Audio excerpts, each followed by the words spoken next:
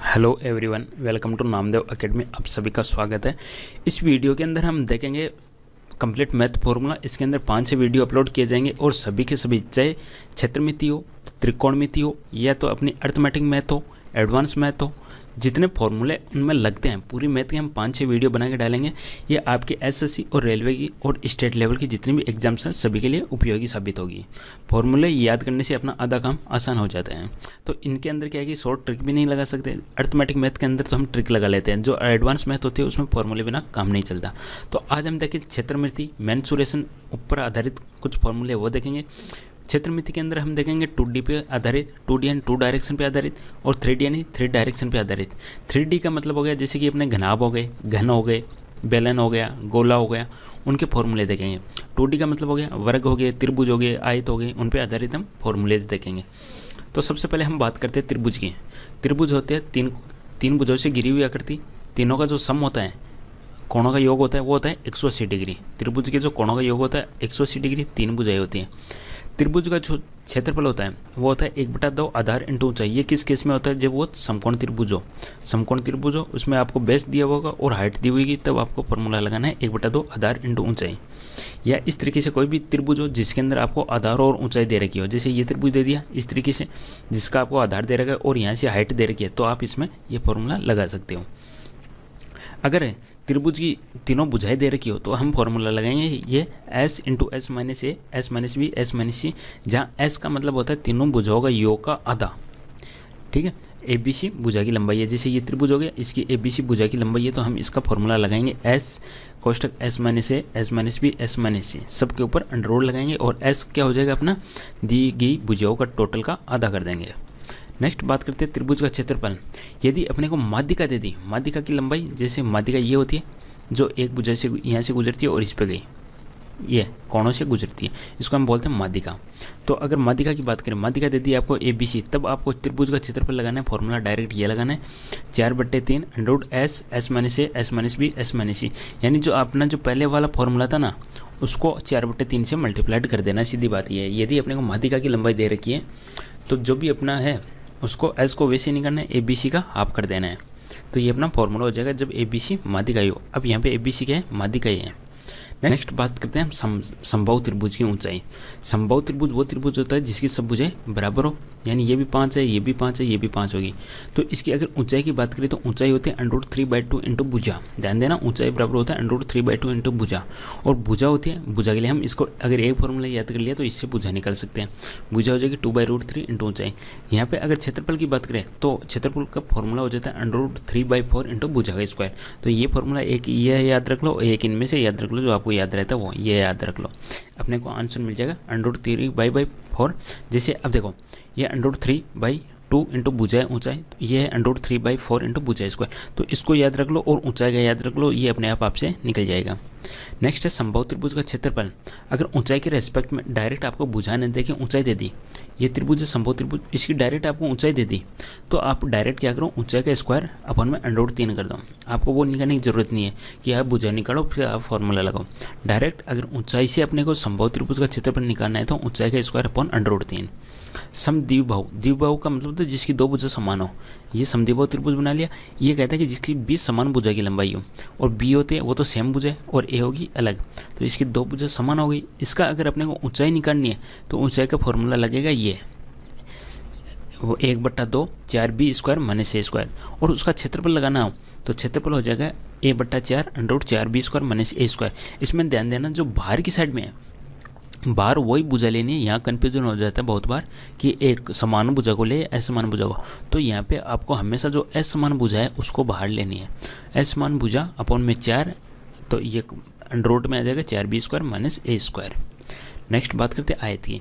आयत तो वो होता है जिसकी आमने सामने की भुजाएं बराबर होती हैं और जो इनके अंदर जो कोण होते हैं वो 90 डिग्री के होते हैं और इनके जो विकर्ण होते हैं एक दूसरे को आधे आधे में काटते हैं। इसके बाकी के कुछ और गुणधर्म है वो हम देख लेते हैं। इसके देखो, विपरीत भुजा के दोनों युग्म आपस में बराबर होते हैं, यानी ये भुजा इसके बराबर होगी और ये भुजा इसके बराबर होगी। इसका जो प्रत्येक कोण है 90 डिग्री का होता है, सभी 90 डिग्री के होंगे। इसके जो विकर्ण है वो बराबर होते हैं, ये विकर्ण और ये विकर्ण दोनों बराबर होंगे। विकर्ण एक दूसरे को समद्विभाजित विकर्ण एक दूसरे को समद्विभाजित करते हैं। समद्विभाजित का मतलब होता है बराबर बराबर तो काटते हैं, लेकिन ये शर्त इंपॉर्टेंट है, लेकिन लंबवत नहीं काटते हैं। लेकिन मतलब ये जरूर ये 90 डिग्री का नहीं होता, ये भी 90 का नहीं होता। तो ये कह रहा है कि विकर्ण एक दूसरे को 90 डिग्री पर नहीं काटते हैं। विकर्ण कोण का अर्धक नहीं होता है, और वो विकर्ण होता है नहीं, ये इसको आधो आधो में काटेगा। ये आयत के मध्य बिंदु को जोड़ने वाली रेखा समचतुर्भुज होती है। आयत, ये आयत है, इसके मध्य बिंदु ये हो गया, ये हो गया, ये हो गया और ये हो गया। इनके अगर मध्य बिंदु को जोड़ दें तो अपने को जो मिलेगा वो मिलेगा समचतुर्भुज। अब देखो ये इंपॉर्टेंट है। आयत का क्षेत्रफल लंबाई गुणा चौड़ाई। आयत का परिमाप 2 × लंबाई प्लस चौड़ाई। लंबाई को जोड़ लो और चौड़ाई को जोड़ लो और दोनों का डबल कर दो, लंबाई प्लस चौड़ाई। आयत का विकर्ण, विकर्ण का फॉर्मूला लगाना है आपको, सिंपल है। ये अपना आयत है, इसका ये लंबाई है, ये चौड़ाई है, तो ये विकर्ण क्या हो जाएगा, डायरेक्ट इस त्रिभुज बन गया। तो ये L² + B² दोनों का अंडर है। पाइथागोरस प्रमेय से निकल जाता है। वर्ग की बात करें, वर्ग वही है, समांतर चतुर्भुज की तरह ही होता है, लेकिन इसकी सब भुजाएं बराबर होती है। उसमें तो ओनली आमने सामने की भुजाएं बराबर थी, इसमें सभी भुजाएं बराबर होती है और ये 90 डिग्री के कोण पे होते हैं। बाकी और भुजा देख लेते हैं। इसमें प्रत्येक भुजा बराबर होती है, प्रत्येक कोण 90 डिग्री के बराबर होते हैं, इसके विकर्ण बराबर होते हैं और विकर्ण एक दूसरे को लंबवत समद्विभाजित करते हैं। यानी जो विकर्ण होंगे वो एक दूसरे को 90 डिग्री पे काटेंगे। ये 90 डिग्री का बनेगा, ये भी 90 का बनेगा, ये भी 90 का और ये भी 90 का। नेक्स्ट बात करते हैं, विकर्ण कोणों का अर्धक होता है। अगर ये 90 है तो ये जो काटेगा ये 45 पे काटेगा। नेक्स्ट यहाँ पे इंपॉर्टेंट आता है, जो वर्ग होता है उसका जो क्षेत्रफल होता है भुजा का स्क्वायर। भुजा अक्ष है तो क्षेत्रफल क्या हो जाएगा, अक्ष का स्क्वायर। परिमाप, भुजा देख लो, भुजा अक्ष है तो परिमाप कितना हो जाएगा, इसको 4 से गुणा कर देंगे। 1 2 3 4 है तो 4 अक्ष अपना परिमाप हो जाएगा। विकर्ण कितना होगा, अगर भुजा अक्ष है तो ये जो विकर्ण है, विकर्ण कितना हो जाएगा, उसको √2 से गुणा कर देंगे, √2 अक्ष हो जाएगा। वर्ग के मध्य बिंदुओं को जोड़ने वाली रेखा वर्ग होती है। अब देखो क्वेश्चन ऐसे भी आ सकते हैं, सिंपली ये वर्ग है तो इसके अगर मध्य बिंदु को जोड़ेंगे ये तो अपने को क्या मिलेगा, एक वर्ग ही मिलेगा। इसके मध्य बिंदु को जोड़ेंगे तो एक वर्ग ही मिलेगा, ठीक है। और आयत में क्या मिल रहा था, समचतुर्भुज। समचतुर्भुज क्या होता है, देखो इसमें क्या होता है, आमने सामने की भुजाएं, सब भुजाएं तो बराबर होती हैं, लेकिन इसके जो भुजाएं हैं ये समांतर चतुर्भुज भी है, लेकिन इसकी सब भुजाएं बराबर होती हैं, ठीक है। इसके बाकी और देख लेते हैं गुण। इसकी प्रत्येक भुजा बराबर होती है। विपरीत कोणों का युग्म आपस में बराबर होता है। इसका मतलब विपरीत कोणों का युग्म मतलब अगर ये 90 है तो ये भी 90 है, और ये अगर 120 है तो ये भी 120, ये आमने सामने के बराबर होते हैं। इसके विकर्ण बराबर नहीं होते, एक बड़ा होगा और एक छोटा होगा। विकर्ण एक दूसरे को लंबवत समद्विभाजित करते हैं। ये इंपॉर्टेंट है, वेरी वेरी इंपॉर्टेंट है, आपको काफ़ी क्वेश्चंस निकालने में सहायता करती है ये लाइन। जैसे ये अपना आ गया समचतुर्भुज, कैसे सहायता करती है, जैसे कि ये विकर्ण है और ये विकर्ण है, एक दूसरे को 90 डिग्री पे काट दिया। अब देखो आपको ये दे दी और ये दे दी तो आप ये भुजा निकाल सकते हो, इसलिए ये इंपॉर्टेंट है। पाइथागोरस प्रमेय से देखो आधार स्क्वायर प्लस लंबी स्क्वायर बराबर कर्ण स्क्वायर से ये निकल जाएगी। क्षेत्रफल होता है, ये फॉर्मूला आ गया अपने पास। क्षेत्रफल क्या होता है, समचतुर्भुज में 1/2 विकर्णों का गुणनफल। यदि एक विकर्ण ए है दूसरा बी है तो 1/2 ए बी हो जाएगा। परिमाप हो जाएगा चारों भुजाओं का, 4 × भुजा। समचतुर्भुज के भुजाओं के मध्य बिंदुओं को जोड़ने वाली रेखा आयत होती है। इसको भी आपको ध्यान देना है, ये भी क्वेश्चन काफ़ी बार पूछ लिया जाता है। समचतुर्भुज के भुजाओं के मध्य बिंदुओं को जोड़ने वाली रेखा ये क्या हो जाएगी, अपनी आयत हो जाएगी। ये जैसे ये समचतुर्भुज बनाया और इसकी मध्य बिंदु को जोड़ लो आप, ये इनको जोड़ोगे तो आपको क्या है, ये तो 2 बराबर मिलेगी, ये 2 आपस में बराबर मिलेगी और आपको एक आयत मिलेगा इसके अंदर। समलंब चतुर्भुज होता है जिसके अंदर विपरीत भुजा का एक युग्म यानी एक जोड़ा समांतर होता है। एक जोड़ा का मतलब इसमें ये तो समांतर है, लेकिन ये समांतर नहीं है, तो क्या हो जाएगा, एक जोड़ा समांतर हो गया तो ये क्या हो गया, समलंब चतुर्भुज। यदि असमांतर भुजा की लंबाई समान हो तो ये समलंब समद्विबाहु चतुर्भुज कहलाता है। जो असमान भुजा है, असमांतर भुजा है यानी ये, इसकी भुजा की लंबाई समान हो तो ये क्या बन जाएगा, अपना समद्विबाहु चतुर्भुज बन जाएगा। समलंब चतुर्भुज के गुण वही है। इसके अंदर ध्यान देना है आपको कि ए और बी का जो टोटल होगा, ए और बी का टोटल होगा हमेशा 180 डिग्री होगा। इसमें जो सी और डी का टोटल होगा वो 180 डिग्री होगा। तो आपको यदि ये कोण दिया है और ये कोण दिया है तो आप चारों कोण पता कर सकते हो। जैसे कि ये आपको दे दिया 30 डिग्री, तो आप इसको कितना करोगे, 180 में से 30 घटा के आप कर दोगे 150। अब देखो ये दे दिया आपको, मान लो 50 दे दिया तो आप इसको कर दोगे 180 में से 50 यानी 130। तो इसलिए ये कहता है कि दोनों समांतर भुजाओं के जुड़े लगातार कोणों के युग्म समपूरक होते हैं। समपूरक का मतलब ये कोण और ये कोण दोनों समपूरक होगा। a + b और c + d बराबर 180 का मतलब समपूरक, और पूरक का मतलब 90 डिग्री। समलंब चतुर्भुज के विकर्ण एक दूसरे को समानुपाती खंडों में विभक्त करते हैं, तो इसमें क्या हो जाएगा, ए ओ बटे ओ सी हो जाएगा, और यहाँ पे ओ डी बटे ओ बी, ऐसे ये आपको ध्यान रखना है। समलंब चतुर्भुज का क्षेत्रफल यहाँ हो जाएगा 1/2 समांतर भुजाओं का योग इंटू ऊंचाई, उनके बीच की दूरी, इस तरीके से है ये। तो समांतर भुजाएं x और y है, तो 1/2 x प्लस वाई इंटू ऊंचाई, यहाँ की जो ऊंचाई h दे दी तो आपका फॉर्मूला बन जाएगा ये। वृत्त की बात करते हैं। वृत्त हो गया जिसकी कोई त्रिज्या r होती है, अगर व्यास की बात करें तो त्रिज्या का दोगुना हो जाता है। वृत्त का क्षेत्रफल क्या बन जाएगा, पाई r स्क्वायर, r क्या है त्रिज्या। वृत्त का परिमाप 2 पाई r। अर्धवृत्त का क्षेत्रफल क्या हो जाएगा, पाई r स्क्वायर, पूरे का है तो इसका आधा हो जाएगा। अर्धवृत्त का परिमाप पूरे का 2 पाई r है, तो आप इसका क्या हो जाएगा, अब देखो ये समझो इसको, अर्धवृत्त का मतलब ये हुआ, ठीक है, ये इसका सेंटर पॉइंट है, ये आपकी r है। अब देखो पूरे का 2 पाई r है, तो आधे का कितना हो जाएगा, पाई r हो जाएगा, प्लस ये त्रिज्या और ये त्रिज्या ये भी तो जुड़ेगी, परिमाप का मतलब चारों तरफ, तो ये त्रिज्या और ये त्रिज्या भी जुड़ जाएगी, पाई r प्लस 2r, ये बन जाएगा अपना अर्धवृत्त का परिमाप। इस पे आधारित क्वेश्चन आ सकते हैं, सिंपल। तो ध्यान देना है आपको, यहाँ से आप कुछ भी कॉमन ले लो, r कॉमन ले लिया तो पाई प्लस 2, ये अपना। नेक्स्ट बात करते हैं चतुर्थांश का क्षेत्रफल। चतुर्थांश का मतलब जैसे कि ये अपना वृत्त है, तो इसके 4 हिस्से, तो इसका जो क्षेत्रफल बताना है, पूरे का कितना होता है, पाई r स्क्वायर, तो 1/4 का कितना हो जाएगा, उसमें 4 का भाग दे देंगे। इसी प्रकार अपने को परिमाप निकालना है, तो परिमाप कितना हो जाएगा, देखो पूरे का कितना होता है 2 पाई r, तो चौथे का कितना हो जाएगा, 4 का भाग दे दिया, ठीक है, 4 का भाग दे दिया। अब देखो बात करते हैं, अब ये त्रिज्या है और ये त्रिज्या है, ये भी तो जुड़ेगी इसमें, तो इसमें मैंने जोड़ दी 2r। अब इसको सोल्व कर लेते हैं, ऐसे r बाहर निकाल लेता, तो ये बच गया, इसमें भाग गया 2, यानी पाई/2 प्लस r बाहर आ गया ये 2, ये अपना फॉर्मूला हो जाएगा चतुर्थांश। चतुर्थांश परिमाप वाले में थोड़ा क्वेश्चन आप देख लेना, सिंपल। त्रिज्य खंड का क्षेत्रफल, इन पे आधारित क्वेश्चन आ जाते हैं। त्रिज्य खंड का क्षेत्रफल देखो, त्रिज्य खंड का क्षेत्रफल मतलब पूछा कि आपको कोई ये दे दिया, ये थीटा कोण पे है, ये r त्रिज्या है, और इसका आपको क्षेत्रफल बताना है। देखो पूरा कितना होता है, 360 डिग्री होता है, ये 360 डिग्री पे होता है आपका पाई r स्क्वायर, ठीक है, 360 डिग्री पे क्षेत्रफल होता है पाई r स्क्वायर, तो थीटा डिग्री पे कितना हो जाएगा, पाई r स्क्वायर अपॉन में ये 360 इंटू थीटा, ये हो जाएगा पाई r स्क्वायर इंटू। अब देखो स्क्वायर है ना, स्क्वायर वाला हो गया, इसका मतलब ज़्यादा है ज़्यादा क्षेत्रफल में लगाना, और ये तो सेम है परिमाप में चाप की लंबाई। चाप की लंबाई का मतलब ये पूछा है, यहाँ से लेके यहाँ तक की दूरी ओनली ये चाप की लंबाई पूछी है आपका। चाप की लंबाई का फॉर्मूला हो जाएगा 2 पाई r थीटा अपॉन 360। कैसे होएगा, पूरे का 2 पाई r है, तो 2 पाई r से गुणा कर देना है आपको, थीटा अपॉन 360, जैसे 360 डिग्री पे कितने 2 पाई r, एक पे कितना हो जाएगा 2 पाई r अपॉन में 360, और थीटा डिग्री के करस्पॉन्डिंग हो जाएगा, थीटा से गुणा कर दिया तो 2 पाई r थीटा अपॉन 360। तो ये दोनों आपको फॉर्मूले ध्यान रखने हैं। नेक्स्ट बात करते हैं 3D की बात करते हैं। अब क्षेत्रमिति 3D में आ जाते हैं, और हम बात करते हैं घनाभ की, और घनाभ को क्या कहते हैं, समांतर षटफलक भी कहते हैं। क्वेश्चन आ सकता है कि ये आपको नाम दे दे कि समांतर षटफलक का आयतन बताओ, क्षेत्रफल बताओ, तो कंफ्यूज नहीं होना है। जो घनाभ होता है उसी को समांतर षटफलक भी कहते हैं। इसकी लंबाई चौड़ाई और ऊंचाई दे दी, ये उल्टा दे रखे हैं अपने को, ये लंबाई लेते हैं अपन ज़्यादातर, ये चौड़ाई लेते हैं और ये ऊंचाई लेते हैं। इसको ए ले लो, इसको बी ले लो, इसको एच ले लो, ठीक है, ये अपना सही होगा। तो आयतन क्या होता है, आयतन का फॉर्मूला ये ध्यान रखना आपको, आधार का क्षेत्रफल इंटू ऊंचाई। तो आधार का क्षेत्रफल क्या होता है, जैसे ये है, आधार का क्षेत्रफल क्या है, लंबाई गुणा चौड़ाई, एक आयतन नीचे, तो लंबाई गुणा चौड़ाई हो गया इंटू ऊंचाई, तो ये हो गया LBH भी कह सकते हैं। तो आपके पास क्या हो सकता है, या तो आप कह दो आधार का क्षेत्रफल इंटू ऊंचाई, या आप क्या कर दोगे लंबाई गुणा चौड़ाई गुणा ऊंचाई, ये भी कह सकते हो। दूसरी भाषा में जो आधार का क्षेत्रफल है वो तो हो जाएगा लंबाई गुणा चौड़ाई इंटू ऊंचाई, यानी लंबाई गुणा चौड़ाई गुणा ऊंचाई।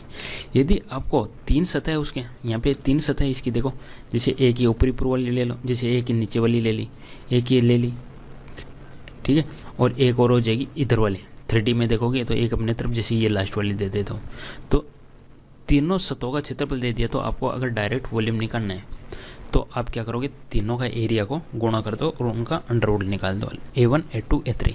A1 क्या है, उसकी जो 3 सतह है उनका क्षेत्रफल दिया है। विकर्ण निकालना हो तो लंबाई का स्क्वायर प्लस चौड़ाई का स्क्वायर प्लस ऊंचाई का स्क्वायर का अंडरवुड, ये हो जाएगा विकर्ण का फॉर्मूला। अगर पूछ लिया कि इसके पार्श्व सतह यानी पिछली सतह का क्षेत्रफल, ये चारों दीवारों का क्षेत्रफल पूछ लिया, तो आपको क्या करना है, आधार का परिमाप इंटू ऊंचाई। आधार का परिमाप से ध्यान देना, आयतन में हम कर रहे थे आधार का क्षेत्रफल, और अपने को पार्श्व सतह का निकालना है। पार्श्व सतह के लिए हो जाएगा आधार का परिमाप इंटू ऊंचाई। नेक्स्ट है पार्श्व सतह का क्षेत्रफल, हम इसको इस तरीके भी लिख सकते हैं, 2 इंटू लंबाई प्लस चौड़ाई इंटू ऊंचाई, ये भी कह सकते हैं। और टोटल सतह का पूछ लें, टोटल सतह यानी पूरा सब सतहों का क्षेत्रफल पूछ ले, तो 2 लंबाई गुणा चौड़ाई प्लस चौड़ाई गुणा ऊंचाई प्लस ऊंचाई गुणा लंबाई। तो इस तरीके से आप याद कर लेना, दोनों आ जाने से लंबाई चौड़ाई, चौड़ाई ऊंचाई और ऊंचाई लंबाई। एग्जाम देने से पहले इस वीडियो को काफ़ी देख लेना, इससे काफ़ी आपके फ़ायदा हो जाएगा और रिवाइज हो जाएगा आपके सभी फॉर्मूले। संपूर्ण सतह का क्षेत्रफल, अब देखो संपूर्ण सतह का क्षेत्रफल अपन इससे भी निकाल सकते हैं, लंबाई प्लस चौड़ाई प्लस ऊंचाई का होल स्क्वायर माइनस विकर्ण का होल स्क्वायर। तो आप अपन अगर लंबाई चौड़ाई ऊंचाई दे रखी तो हम डायरेक्ट इससे भी निकाल सकते हैं ना। नेक्स्ट बात करते हैं, अगर घनाभ है वो ढक्कनदार बॉक्स है, उसके लिए अगर अपने को भीतर की लंबाई निकालनी है तो क्या करेंगे हम, बाहर की लंबाई माइनस 2 गुना मोटाई, प्रैक्टिकली कर लेंगे, हमें इसको समझने की जरूरत नहीं है। 2 गुना मोटाई, जैसे बाहर की लंबाई है, भीतर की लंबाई के लिए हम क्या करेंगे, बाहर की लंबाई में से 2 गुना मोटाई का डबल करके घटा देंगे, क्योंकि दोनों साइड होगी। इसी प्रकार यदि भीतर की देती है बाहर की निकालनी है तो हम 2 गुना मोटाई को जोड़ देंगे। तो ये सिंपल है, हम प्रैक्टिकली सोच के भी हम इनको कर सकते हैं, समझने की जरूरत नहीं है, प्रैक्टिकली भी हम कर लेंगे इन दोनों को। नेक्स्ट बात करते हैं अब क्यूब की। घन की क्या होती है, सब भुजाएं बराबर होती हैं, यानी इसकी जो लंबाई होगी वो चौड़ाई होगी वो ऊंचाई होगी, सब बराबर होती हैं। तो इसका जो आयतन होता है वो होता है भुजा का क्यूब। और घनाभ का आयतन क्या था, लंबाई गुणा चौड़ाई गुणा ऊंचाई। अगर इसकी पार्श्व सतह का क्षेत्रफल पूछे तो क्या होता है, 4 इंटू भुजा का स्क्वायर। पार्श्व सतह ये ध्यान देना, लेटरल सरफेस, तो 4 इंटू भुजा का स्क्वायर। और टोटल सरफेस का पूछ ले तो 6 इंटू भुजा स्क्वायर करना है। टोटल पूछे तो 6 इंटू भुजा स्क्वायर, और पार्श्व सतह पूछे तो 4 इंटू भुजा स्क्वायर। विकर्ण ध्यान देना, घन का अगर विकर्ण पूछ ले आपसे तो भुजा √3 कर देनी है। तो इन दोनों का आपको ध्यान में रखना है, घन और घनाभ के। घनाभ का विकर्ण भुजा √3 और उसका हो जाएगा लंबाई गुणा चौड़ाई गुणा ऊंचाई का √3। इसका जो हम लेंगे विकर्ण, लंबाई गुणा चौड़ाई गुणा लंबाई का स्क्वायर प्लस चौड़ाई का स्क्वायर प्लस ऊंचाई का स्क्वायर का √ ले लेंगे इसमें, ये हो गया। नेक्स्ट बात करते हैं बेलन की। बेलन के लिए भी हम क्या लेंगे, देखो आयतन होता है चाहे किसी का हो, उसके अंदर एक ही फॉर्मूला लगता है, ये तो कॉमन फॉर्मूला है सबके अंदर, आधार का क्षेत्रफल इंटू ऊंचाई। अब इसके अंदर क्या है, नीचे की तरफ एक वृत्त है, तो जो आधार का क्षेत्रफल बनेगा नीचे की तरफ वो क्या है, एक वृत्त है, तो वृत्त का क्षेत्रफल होता है πr²। तो πr² इंटू ऊंचाई, इसकी ऊंचाई h है, तो ये अपना फॉर्मूला बन गया πr²h। ध्यान देना, आयतन का फॉर्मूला बन जाएगा πr²। आयतन में क्या होता है, 3 दिशा लेते हैं हम, गौर कीजिएगा मेरी बात पे। आयतन के अंदर हम 3 डायरेक्शन लेते हैं, लंबाई चौड़ाई और ऊंचाई। और जो क्षेत्रफल होता है ना उसमें हम कोई 2 ही लेते हैं, चाहे लंबाई चौड़ाई लो या चौड़ाई ऊंचाई लो या ऊंचाई लंबाई लो, ओनली 2 ही लेते हैं। अब ध्यान दो, इसके अंदर 3 लिए हमने, तो इसके अंदर भुजा ज़्यादा होगी, तो आप यहाँ पे कन्फ्यूजन नहीं होंगे। देखो r⁴ ज़्यादा है, इसका मतलब आयतन में ज़्यादा वाला, ज़्यादा की पावर वाला फॉर्मूला लगेगा। और इसका जो क्षेत्रफल है वो हो जाता है 2πrh। अब इसमें 2πrh r एक ही है, तो इसका क्या हो जाएगा क्षेत्रफल।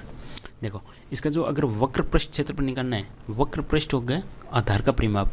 आधार क्या था, उसके अंदर वृत्त था, और वृत्त का परिमाप होता है 2πr इंटू ऊंचाई। तो 2πrh अपना क्या हो गया, वक्र पृष्ठ का क्षेत्रफल, तो ये हो गया 2πrh। टोटल सतह का क्षेत्रफल निकालना है, तो टोटल सतह के लिए क्या होगा, देखो नीचे एक वृत्त है तो इसका क्षेत्रफल कितना है, ऊपर एक वृत्त है उसका क्षेत्रफल कितना है, तो दोनों हम ऐड कर देंगे इसमें। तो देखो 2 तो वृत्त है πr² और πr², तो 2 तो πr² हो गई, और एक अपने जो वक्र पृष्ठ का निकला वो इसमें ऐड कर देंगे। तो टोटल होगा उसके अंदर ऊपर नीचे का क्षेत्रफल प्लस वक्र पृष्ठ का क्षेत्रफल, या कहे तो 2πrh + r, ये हो गया बेलन का। खोखले बेलन की बात करें, देखो इसकी त्रिज्या है, बाहरी त्रिज्या है r, और इसकी जो आंतरिक त्रिज्या है वो r। तो आप मोटाई बता सकते हो, सिंपल है, ये मोटाई हो जाएगी इसकी बड़े माइनस छोटे, r माइनस r हो जाएगी। अगर इसका एरिया पूछे तो आप क्या लगाते हैं, ऊपरी या निचली सतह का क्षेत्रफल पूछे तो नॉर्मली हम लगाते πr², तो इसमें लगाएंगे πr² माइनस r²। बाह्य सतह का क्षेत्रफल पूछ लें एक्सटर्नल सरफेस का, तो सिंपल है, बाह्य सतह में बाहरी त्रिज्या से सीधा कर देंगे 2πrh। और आंतरिक सतह का क्षेत्रफल पूछ ले तो आंसर हो जाएगा 2πrh। और वक्र पृष्ठ वाले में ध्यान देना, इसमें आपको क्या करना है, ये हो जाएगा 2πrh + 2πrh। और टोटल सरफेस का पूछ ले आपसे, तो आपको इन सबको ऐड कर देना है, बाहरी को आंतरिक को। देखो ये इसके अंदर क्या था, 2πRh प्लस 2πRh, एक तो ये ऐड हो जाएंगे इसमें, 2πRh प्लस 2πRh ऐड हो गया, और बाकी ये 2πr² माइनस 2πr²। तो कुल मिला के अपने को ये ध्यान रखना है, ठीक है। संपूर्ण पृष्ठ का क्षेत्रफल। आयतन, धातु का आयतन, यानी जो धातु उसमें यूज होती है खोखले बेलन के अंदर, उसका आयतन पूछे तो आपको लगाना है बाहरी आयतन माइनस भीतरी आयतन, और बाहरी आयतन का फॉर्मूला हो जाएगा πr² और माइनस πr²। ये बड़ी आर के लिए बाहरी और छोटे आर ये आंतरिक। बात करते हैं अब शंकु की। शंकु में ये एल होती है, तिर्यक ऊंचाई होती है, ये आर होती है, आधार की त्रिज्या होगी, और ये ऊंचाई होगी। तो देखो ये सब अपने पास होगी, इसको बोलते हैं स्लैंट हाइट, ये एल तिर्यक ऊंचाई। हम इस पे आधारित फॉर्मूले देखते हैं। इसकी अगर तिरछी ऊंचाई निकालनी हो, तिरछी ऊंचाई क्या थी अपनी, एल थी, तो एल हो जाती है r² प्लस h² प्लस ये था, यानी ये अपनी r थी, ये h थी, ये l है। तो सिंपल हम त्रिभुज से भी निकाल सकते हैं, त्रिभुज बन जाते हैं। जो तिर्यक ऊंचाई का फॉर्मूला बनेगा r² प्लस h² का अंडर रूट। आयतन की बात करें तो बन जाएगा 1/3 आधार का क्षेत्रफल इंटू ऊंचाई। इसमें ध्यान देना 1/3 आधार का क्षेत्रफल इंटू ऊंचाई, तो 1/3 πr²h। वक्र पृष्ठ का क्षेत्रफल बन जाता है इसमें πrl, और संपूर्ण पृष्ठ का बन जाता है इसमें πrl में आप वक्र बहुत जोड़ दो, तो πrl प्लस πr², आधार का जोड़ दिया πrl में, और ये दोनों अपना हो गया संपूर्ण सतह का क्षेत्रफल। अब हो गया छिनक। छिनक का मतलब हो गया पूरे शंकु को हमने काट दिया, काटने के बाद जो नीचे वाला हिस्सा होता है उसको हम कहते हैं छिनक। जैसे ये तो पूरा शंकु था और इसको यहाँ से काट दिया, तो ये जो नीचे का हिस्सा है उसको बोलते हैं छिनक। तो छिनक की तिर्यक ऊंचाई है, उसमें तो क्या ली थी हमने पूरे शंकु की r² प्लस h² का अंडर रूट, और इसमें क्या हो जाएगी h² plus r minus r², r बड़ी वाली और r यहाँ छोटी वाली, r माइनस r² का अंडर रूट, ये हो जाएगी छिनक की तिर्यक ऊंचाई।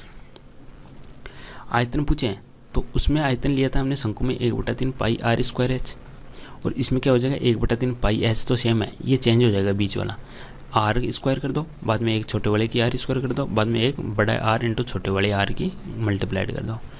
आयतन निकालना है, इसी को अगर ऊंचाई के रेस्पेक्ट में निकालना हो और एरिया दे रखो, आपको दोनों का एरिया दे दिया।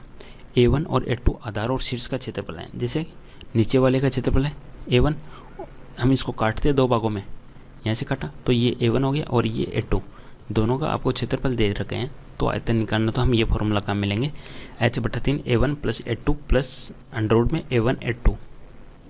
वक्र पृष्ठ निकालना है तो शंकु में क्या होता था πrl, और इसमें क्या बन जाएगा πr plus r into L. संपूर्ण सतह का निकालना है तो वही, उसमें हम क्या जोड़ते थे πr² प्लस πrl कर देते, इसमें भी वही करना है। तो πrl हो गया एक, तो πrl r की जगह हमने लिख दिया r प्लस r, एक हो जाएगा πr², एक हो जाएगा π छोटा r²। उस शंकु की ऊंचाई जिसे काटकर छिनक बनाया गया है, तो उस शंकु की ऊंचाई हो जाएगी अपनी HR/r माइनस r। तो यहाँ पे होगी शंकु की तिरछी ऊंचाई। इन पे आधारित क्वेश्चन नहीं आते हैं, इनको छोड़ते हैं हम। ये हो गया अपना गोला। गोला हो गया 3D के अंदर, 2D के अंदर हम इसको बोल देते हैं वृत्त, और 3D में गोला। गोले का आयतन हो जाता है 4/3 πr³, और इसका जो संपूर्ण पृष्ठ क्षेत्रफल होता है वो होता है 4πr²। बाद में बात करते हैं अर्धगोले की। तो पूरे का आयतन होता है 4/3 πr³, तो आधे का हो जाएगा, इसमें 2 का भाग दे देते हैं, ये कैंसिल हो गया 2, यानी 2/3 πr³। पूरे का होता है क्षेत्रफल 4πr², तो आधे का कितना हो जाएगा 2πr²। ये ध्यान देना वक्र पृष्ठ है, और आधे का संपूर्ण पूछे तो आपको 3πr² लगाना है, क्योंकि इसका भी ये भी तो ऐड होगा, तो ये हो जाएगा 3πr²। यहाँ पे कन्फ्यूजन हो जाते हो, तो इन पे आधारित क्वेश्चन आते हैं यहाँ पे। बाद में करते हैं गोलाकार कोई शेल है, चकती है, इसका बताना है अपने को। तो जो वस्तु है अपने वॉल्यूम लिए वेटेरियल का आयतन निकालना हो तो ये हो जाएगा 4/3 पाई, सेम है r³ माइनस r³ हो जाएगा। और बाह्य पृष्ठ का क्षेत्रफल निकालना हो तो वही 4πr², क्योंकि बाहरी त्रिज्या r है तो 4πr² हो जाएगा। टॉरस की बात करें, कोई ट्यूब है उसकी बात करते हैं हम, आयतन हो जाएगा अपना 2πr² इंटू r²। ध्यान देना r क्या है ये, और r क्या है यहाँ से यहाँ तक की, r बड़ी वाली r तो यहाँ से यहाँ तक है। इस पर आधारित कभी क्वेश्चन नहीं पूछा गया, फिर भी अपने ये 2 फॉर्मूले हैं। प्रिज्म पे आधारित क्वेश्चन आ जाता है। प्रिज्म का मतलब हो गया इसकी जो ये जो 6 इसमें सरफेस होते हैं, इसको हेक्सागोनल भी बोलते हैं हम। 6 सरफेस होती है प्रिज्म के अंदर, इस तरीके का बनता है ये 3D में। इस पे आधारित क्वेश्चन देखो, आयतन है आधार का क्षेत्रफल इंटू ऊंचाई, पार्श्व सतह का क्षेत्रफल है तो आधार का परिमाप इंटू ऊंचाई कर दो, संपूर्ण सतह का क्षेत्रफल पूछा है तो पार्श्व सतह का क्षेत्रफल प्लस 2 इंटू आधार का क्षेत्रफल। आधार का क्षेत्रफल को 2 से गुणा क्यों किया, क्योंकि एक ऊपर का एक नीचे का। ये हो गया पिरामिड अपना। पिरामिड की का आयतन देखे तो एक ये शंकु टाइप से होता है तो हम इसको क्या करेंगे 1/3 आधार का क्षेत्रफल इंटू ऊंचाई, पार्श्व सतह हो जाएगा 1/2 आधार का परिमाप इंटू ऊंचाई, तिर्यक ऊंचाई है ये, और संपूर्ण सतह में क्या करेंगे इन दोनों को टोटल कर देंगे। बाद में आते हैं समचतुष्फलक। तो समचतुष्फलक का आयतन हो जाएगा √2/12 इंटू भुजा क्यूब, √2/12 इंटू भुजा क्यूब, और संपूर्ण सतह का क्षेत्रफल हो जाता है इसका √3 इंटू भुजा स्क्वायर। नेक्स्ट और लास्ट है अपना समअष्टफलक। इसका आयतन निकालना हो तो वही भुजा क्यूब √2/3, और सतह का क्षेत्रफल निकालना हो तो 2√3 इंटू भुजा स्क्वायर। तो ये था अपना आज का एक पार्ट का इसमें लिए हमने, जिसमें क्षेत्रमिति के फॉर्मूले लिए। नेक्स्ट जो पार्ट आएगा उसके अंदर हम फॉर्मूले लेंगे त्रिकोणमिति के, बाद में अलजेब्रा के ले लेंगे। इस तरीके से हम फटाफट अपने रिवीजन के रूप में, ताकि एग्जाम से पहले हम देखें, डबल की स्पीड से देखें तो भी अपने को फायदा की जल्दी से जल्दी एक रिवाइज हो जाए। Thank you for watching.